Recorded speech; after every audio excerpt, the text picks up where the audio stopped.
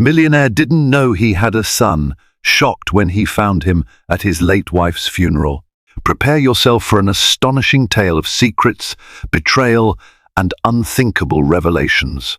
Our story follows a wealthy entrepreneur who believed he had everything: status, influence, and a picture-perfect marriage, yet fate had other plans.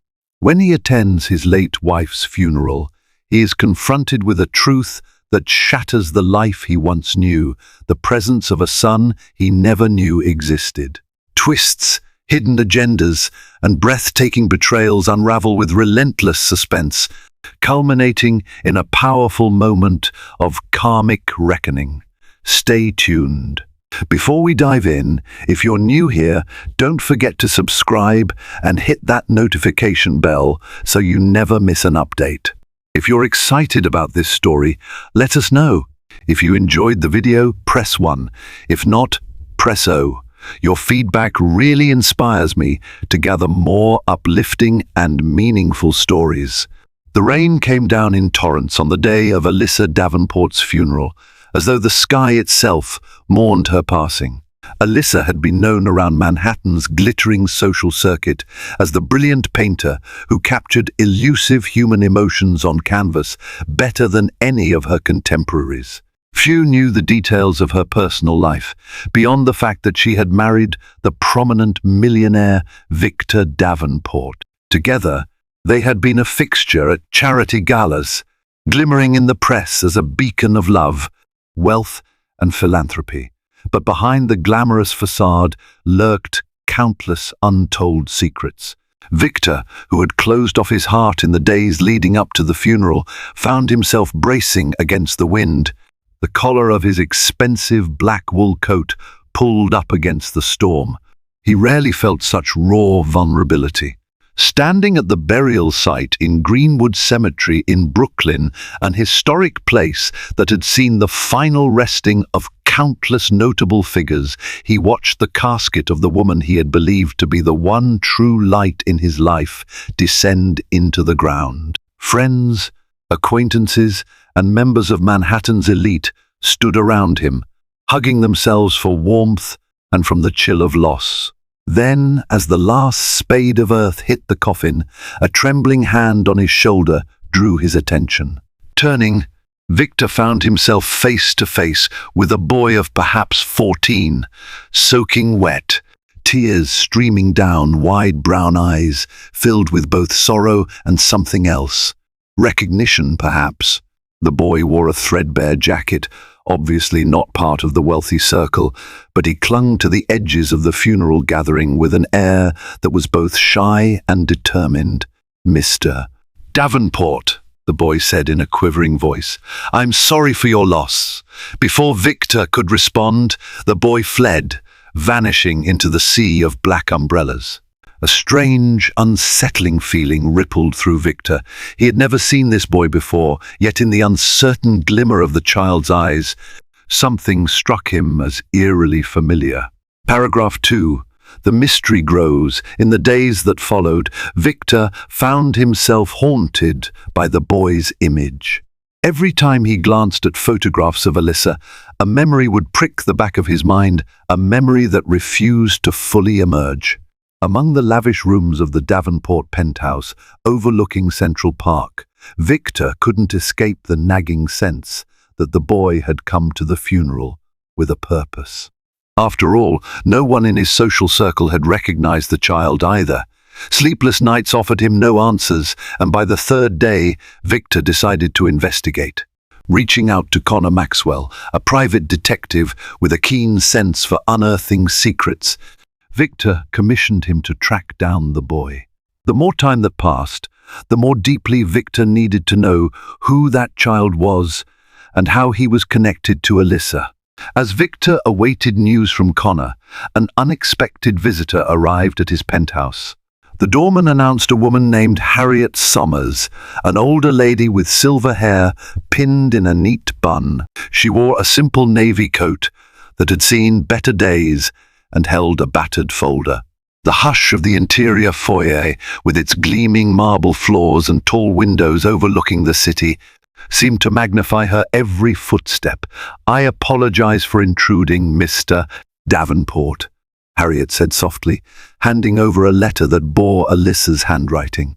"Alyssa asked me to give this to you after everything." With trembling hands, Viktor tore the envelope open. Inside was a single page, filled with Alyssa's delicate script.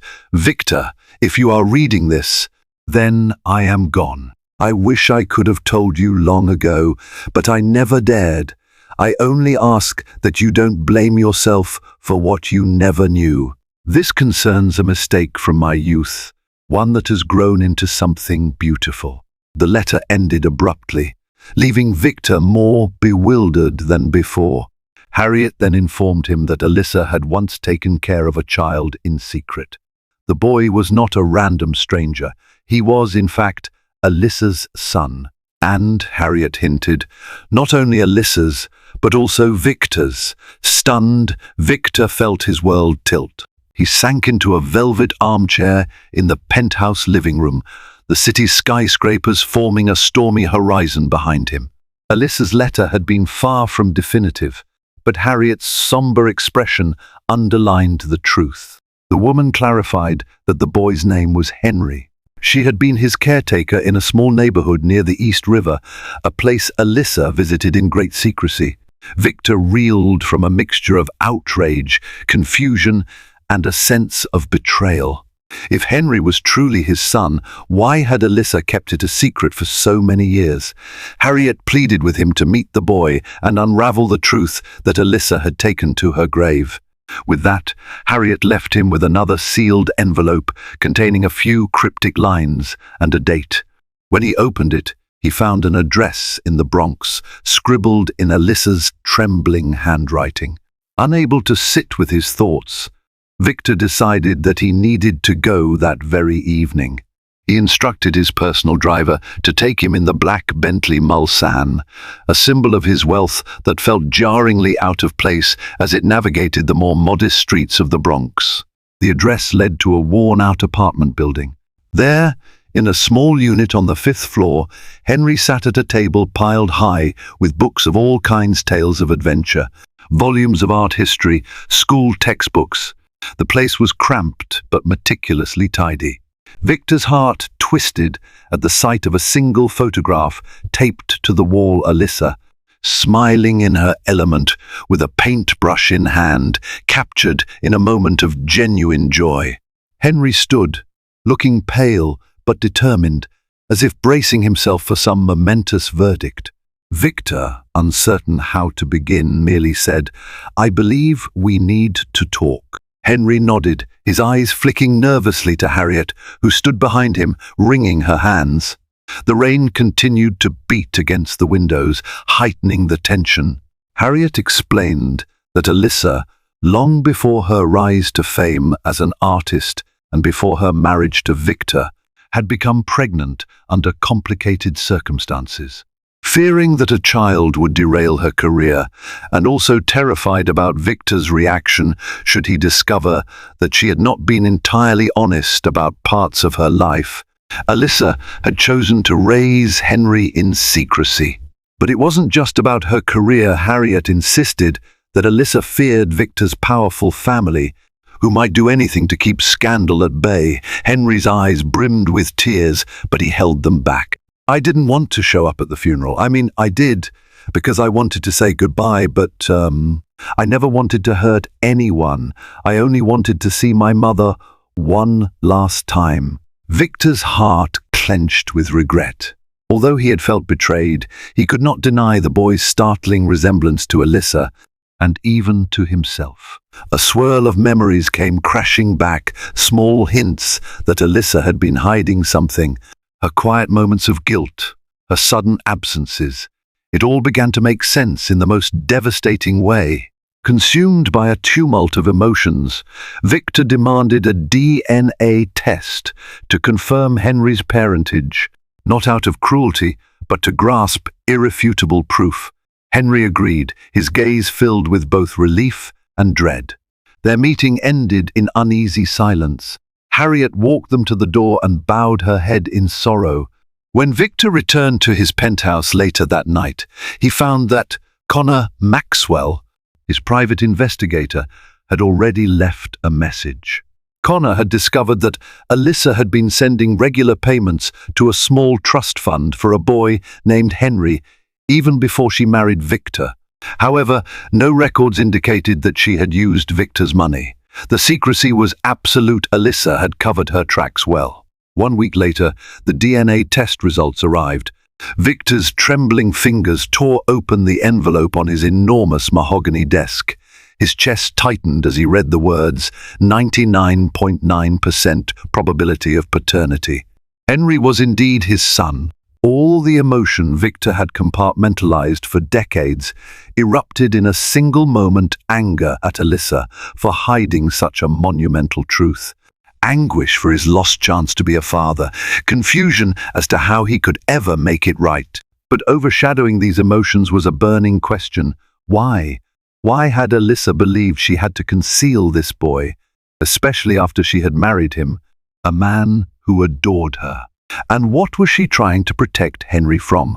Connor's next finding was unexpected and ominous. He discovered that a certain Oliver Burke, a long-time advisor to the Davenport family's powerful business empire, had paid suspicious visits to the same caretaker who had first aided Alyssa. These visits dated back many years. Oliver was more than just an advisor. He was practically part of the Davenport family, having served Viktor's father before him. What reason could Oliver have for tracking Alyssa's hidden life? Intrigued and disturbed, Viktor confronted Oliver at his lavish office on Fifth Avenue. Oliver, a man with sharp features and a practiced smile, coolly dismissed any suggestion that he had monitored Alyssa's activities, claiming it was merely routine family business. Viktor felt his suspicions rise. Could Oliver have been the one who made Alyssa so fearful that she hid Henry? The Davenport family legacy was anchored by Davenport and Winthrop Holdings, a mammoth real estate and investment firm established decades ago. Viktor's father, Reginald Davenport, had once been known to crush anyone who posed a threat to the family reputation. Rumor had it that Reginald's methods ranged from backroom payoffs to more troubling tactics. Alyssa may have felt that if Reginald discovered her secret child, he would stop at nothing to silence any scandal, especially if there were details that could harm the company's public image. As Viktor dug deeper, he realized that Oliver Burke had almost certainly been acting under Reginald's direction in those earlier years. The more he uncovered, the clearer it became that Alyssa's secrecy might not have been primarily about fear of rejection. It could have been about fear for Henry's safety. Paragraph 11, confrontation and fear. Determined to protect Henry, Viktor invited the boy to move into the penthouse. But Henry refused.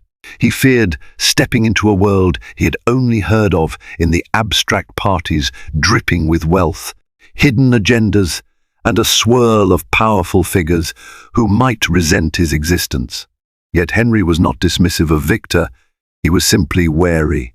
Viktor respected the boy's wishes, at least for the moment, but he increased security around the modest apartment in the Bronx, not wanting Henry to be alone. In the midst of all this upheaval, Viktor began noticing odd discrepancies in his own company's financial reports. Projects that he believed were fully funded were quietly being shut down. Memos that he never approved bore his forged signature. Someone was orchestrating a scheme from within the company. Connor's preliminary investigation suggested it was Oliver Burke. Late one night, while the rest of the city slept, Connor rang Viktor's doorbell. In the penthouse study, under the faint glow of a single lamp, Connor revealed documents implicating Oliver in fraudulent transactions, embezzlement, and manipulations designed to weaken Viktor's position at the company. Oliver, it seemed, was rallying the board of directors to oust Viktor, painting him as unstable following Alyssa's death. The timing was too precise to be coincidence. Alyssa's passing, the emergence of Henry, and the swirl of corporate betrayal, it all pointed to one orchestrated plan. Oliver, likely believed that an illegitimate heir, hidden away, could destabilize Viktor's leadership. Now that Henry was no longer a secret, Oliver had to move quickly to consolidate power and sweep away any inconvenient truths. Shaken by these discoveries, Viktor remembered the cryptic second envelope Harriet had given him. Inside, beyond the address for Henry, there had been a single slip of paper with a short, cryptic sentence. "The answers lie where our love began." Viktor realized Alyssa must have been alluding to the place where he and Alyssa had first met, the Metropolitan Museum of Art, specifically the wings dedicated to European paintings. The next morning, Viktor went there in the earliest hours, stepping through the grand halls where he and Alyssa had once strolled. Inside the high-ceilinged gallery, near a painting by Caravaggio, Viktor found a hidden note taped to the back of a bench where they used to sit. It read, "If something happens to me, do not trust the people close to your father's legacy. They have secrets black as ink. Protect our son from them." Viktor's hands trembled. Alyssa had known all along that danger loomed. She had left these clues for him, anticipating that her death might not be as simple as it seemed. The next jolt came from an unexpected source, a revised post-mortem report. Originally, Alyssa's passing had been attributed to complications from pneumonia, but the new report, prompted by Harriet's insistence that something was amiss, raised the possibility that Alyssa's condition had been aggravated by a toxic substance introduced into her medication. The police were reluctant to open a homicide investigation without more conclusive evidence. Still, the revised findings pointed to potential foul play. Shadows of conspiracy danced through Viktor's mind. Could Oliver have orchestrated something far more sinister than a mere corporate takeover? Or was another hidden adversary at work? Terrified for Henry's safety, Viktor tried once more to convince the boy to stay with him, if only until everything settled. Henry, shaken by the grim news about his mother, agreed, but on one condition: Harriet must come too. Viktor welcomed both into his penthouse, turning a portion of his home into a secure sanctuary. The days that followed were tense. Henry was overwhelmed by the sudden shift in his life, from a modest apartment to lavish penthouse living. Meanwhile, Harriet prowled the halls, uneasy in a realm of wealth and influence she had never sought for herself.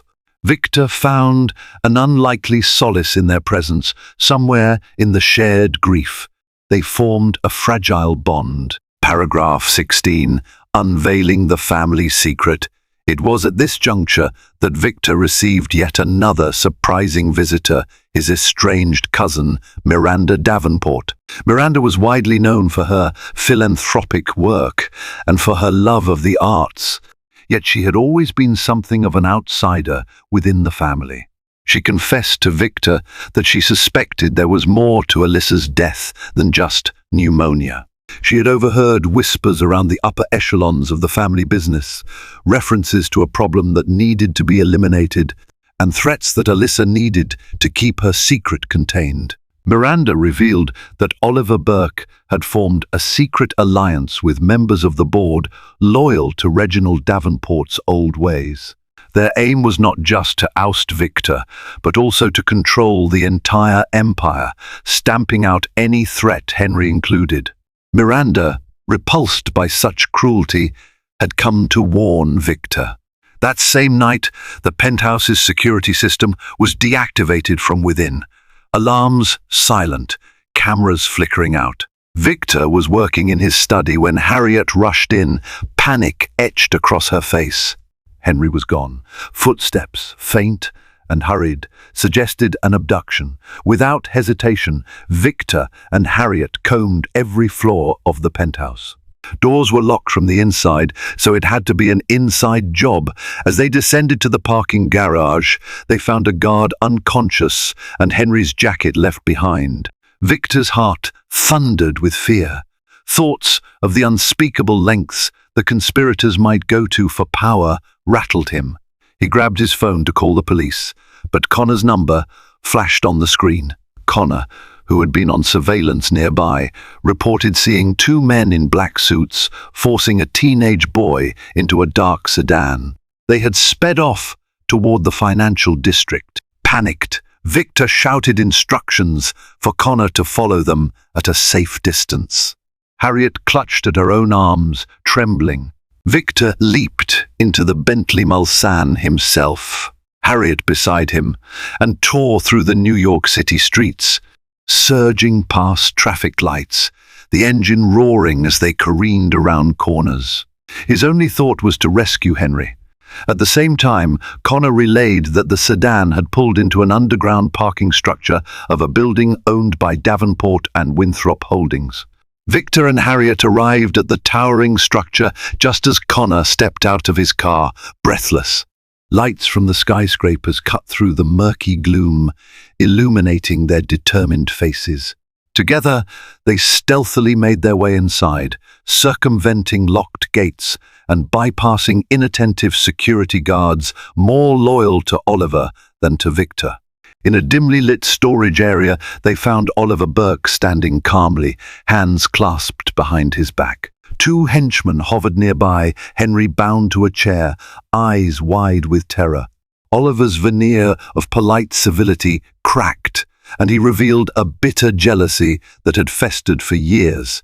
He raged against the Davenport family, claiming that Reginald had promised him far more influence, only to yank it away at the last moment. With Alyssa's death, Oliver saw his chance to destroy Viktor, cripple the Davenport empire from within, and rebuild it under his own control.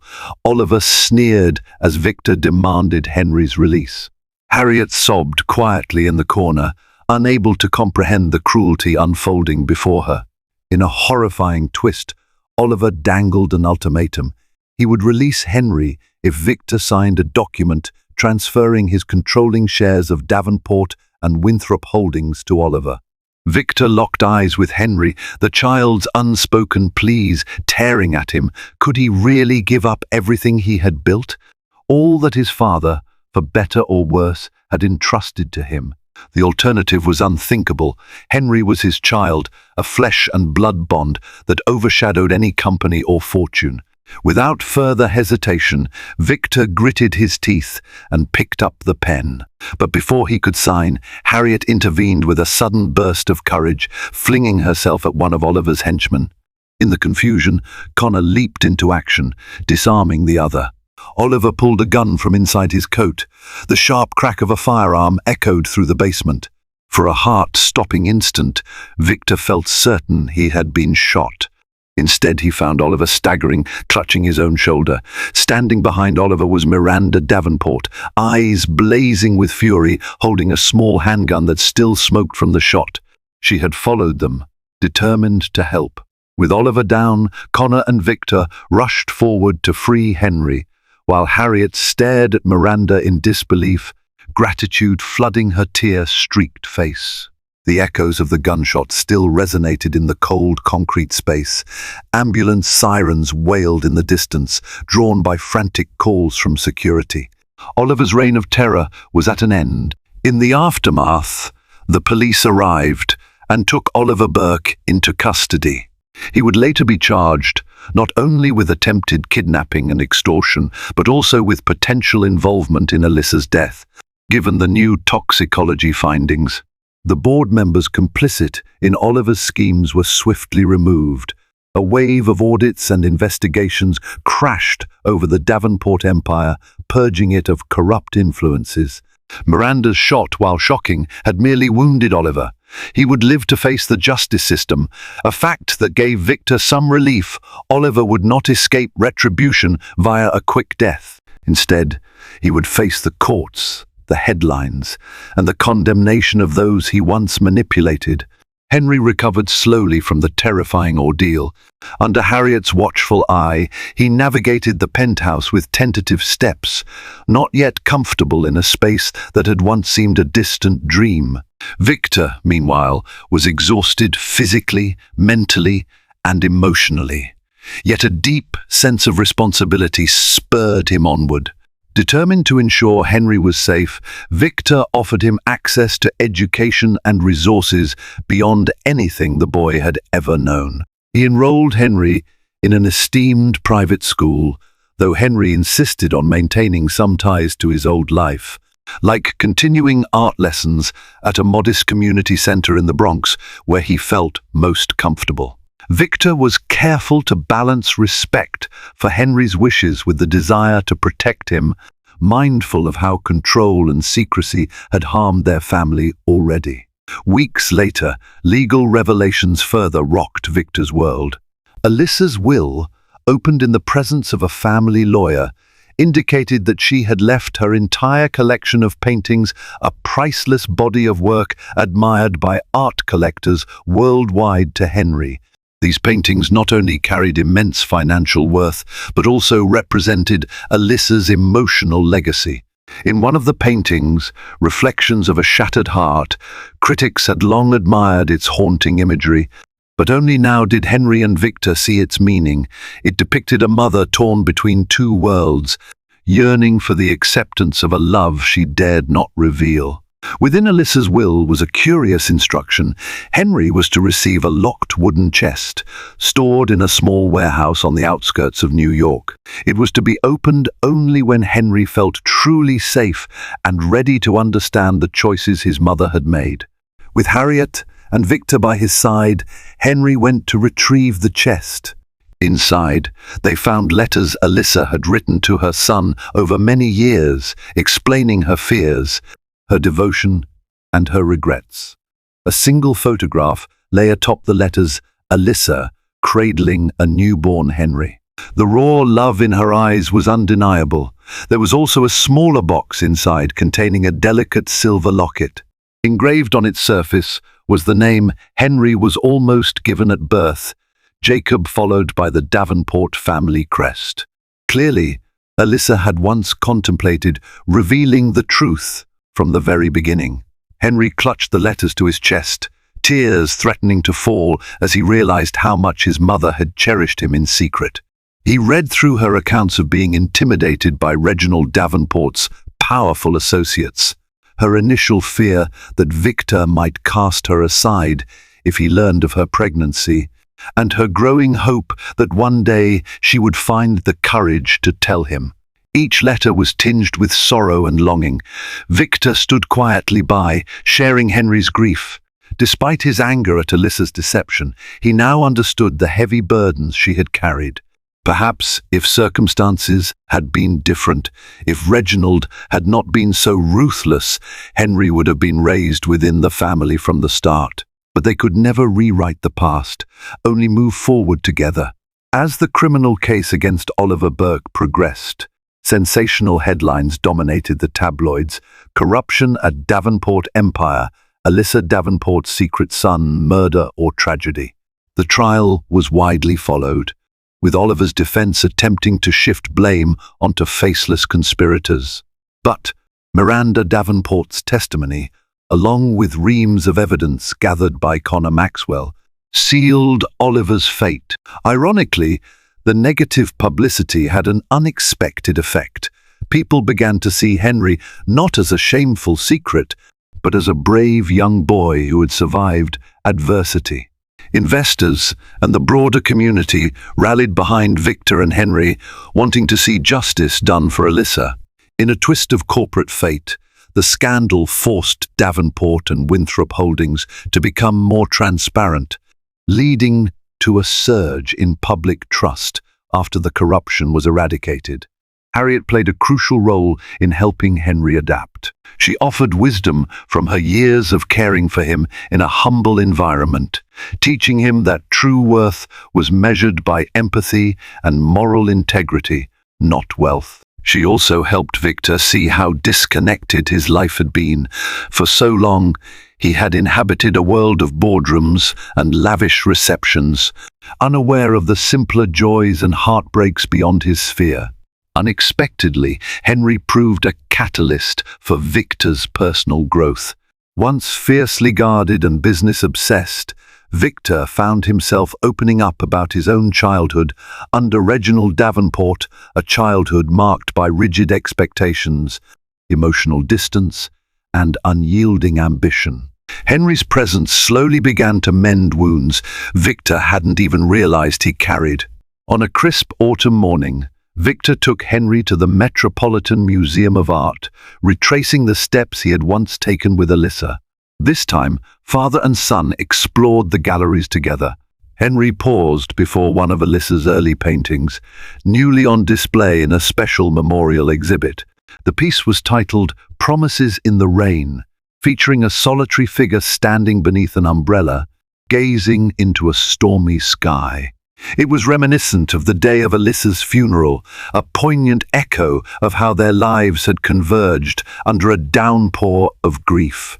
In that moment, Henry smiled a bittersweet smile and slipped the silver locket around his neck, as though it was a final acceptance of his dual identity, a boy from the Bronx and a Davenport by blood. As they left the museum, they encountered an art student who recognized Henry from an art workshop in the Bronx. The student praised Henry's talent for sketching and asked if he intended to continue. With a spark in his eyes, Henry glanced at Viktor, who nodded with pride. That silent exchange spoke volumes. Henry would embrace both worlds, his mother's passion for art and his newfound relationship with his father. Under Viktor's directive, Davenport and Winthrop Holdings underwent a sweeping reformation, prioritizing charitable endeavors and community programs. A large portion of company profits was diverted to a philanthropic foundation named in honor of Alyssa. The board, rid of corrupt elements, appointed Miranda Davenport as a key advisor, ensuring that the old cycle of secrecy and intimidation would never return. In private, Viktor wrestled with guilt. He wondered if he had unwittingly contributed to Alyssa's fears, if his trust in Oliver and the Davenport dynasty had blinded him to the hush of her tears. Yet the memory of her letter, urging forgiveness and understanding, guided him toward a gentler perspective. Alyssa's final wish was clear, that father and son should stand together, free of fear, forging a future that honored love above ambition. When Oliver Burke's trial concluded, he was found guilty of conspiracy, attempted kidnapping, extortion, and involuntary manslaughter in connection to Alyssa's untimely death. Her medical treatment had been tampered with, though Oliver's attorneys maintained it was never intended to kill her, only to weaken her. The judge delivered a lengthy sentence that ensured Oliver would remain behind bars for decades. The public, spellbound by the story of a millionaire's secret son and a cunning betrayer within the family empire, followed every twist until the final verdict. For many, the case underscored a moral truth: no amount of wealth or power can shield a person from the consequences of cruel deeds. In the weeks that followed Oliver's sentencing, Henry began painting more than ever. Each new canvas breathed with color, passion, and a sense of hopeful curiosity. Sometimes, late at night, Viktor would find Henry in the penthouse's makeshift studio, lost in creation.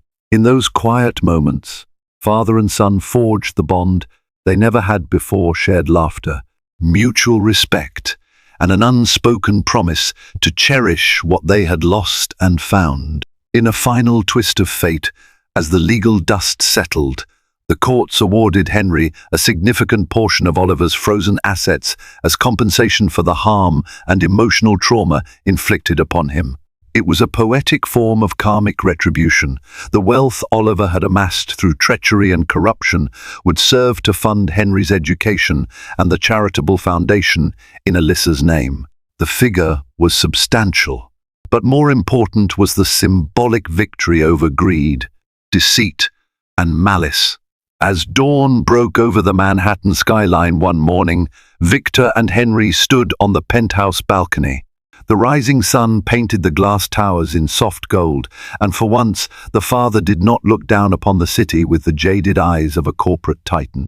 Instead, He saw a place teeming with countless stories, heartbreak and hope woven together, a place where he had found not only success, but also a part of his family he never knew he had.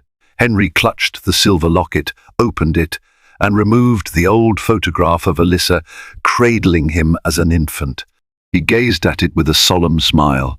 Some mysteries would never find a perfect explanation, yet he felt comfort in the knowledge that his mother had loved him fiercely. Despite the shadows cast by secrets, her final legacy was a hope that glimmered with renewed warmth. During a private memorial for Alyssa, held at a small chapel rather than a grand cathedral, Henry exhibited a few of his completed paintings. Attendees were moved by the art's raw depth and blossoming skill. There, Viktor gave a short speech, his voice trembling with sincerity. He spoke of Alyssa's brilliance, the darkness that threatened to tear them apart, and the light of truth that ultimately guided them to safety. He mentioned Henry not as a secret son, but as his beloved child, whom he intended to support unconditionally. Even without Alyssa's physical presence, her spirit seemed to resonate in every brushstroke of Henry's paintings and every philanthropic project Davenport and Winthrop funded in her name. Over time, father and son traveled together to the beaches of Montauk, the mountains of Colorado, the rolling hills of Tuscany. They took Harriet along on some of these journeys, ensuring she, too, experienced a world beyond cramped apartments and constant worry.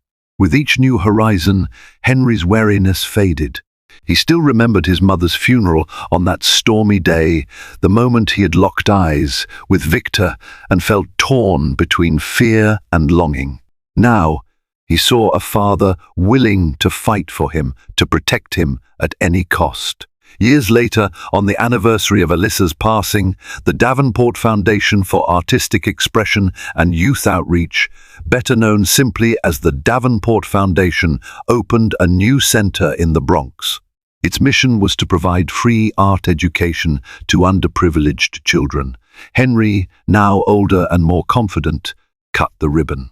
Cameras flashed, capturing the son of a prominent millionaire, standing hand in hand with local kids who reminded him of his younger self. Miranda Davenport and Harriet stood by, offering tearful smiles. Viktor watched from the crowd, heart swelling with pride and humility. The cycle of secrecy and fear had been broken, replaced by a cycle of generosity and learning. On that day, Henry revealed one final, massive painting for the new center's gallery. Titled Unveiled, it depicted a mother's outstretched arms, a father's uncertain steps forward, and a child stepping from shadow into light. It was a testament to the painful journey they had all taken, an acknowledgement of hidden truths, lost time, and the chance to forge a better future. In the end, the memory of Alyssa Davenport lingered in every brushstroke: her love, her sacrifice, and the secret she had kept to protect her son. Through tragedy and betrayal, the family had found not just each other, but also a renewed sense of purpose. And in that sense, Alyssa's spirit lived on, guiding them toward the compassionate life she had envisioned. Thank you for joining us on this incredible journey of hidden heirs, shocking betrayals, and life-altering discoveries. If you were enthralled by the dramatic twists and karmic comeuppance in this story, we invite you to hit that like button and share it with friends who crave compelling tales. And don't forget to subscribe to our channel so you never miss another riveting saga, each crafted to keep you on the edge of your seat. Your support means the world to us, and we look forward to bringing you more unforgettable stories soon. Until next time, stay inspired.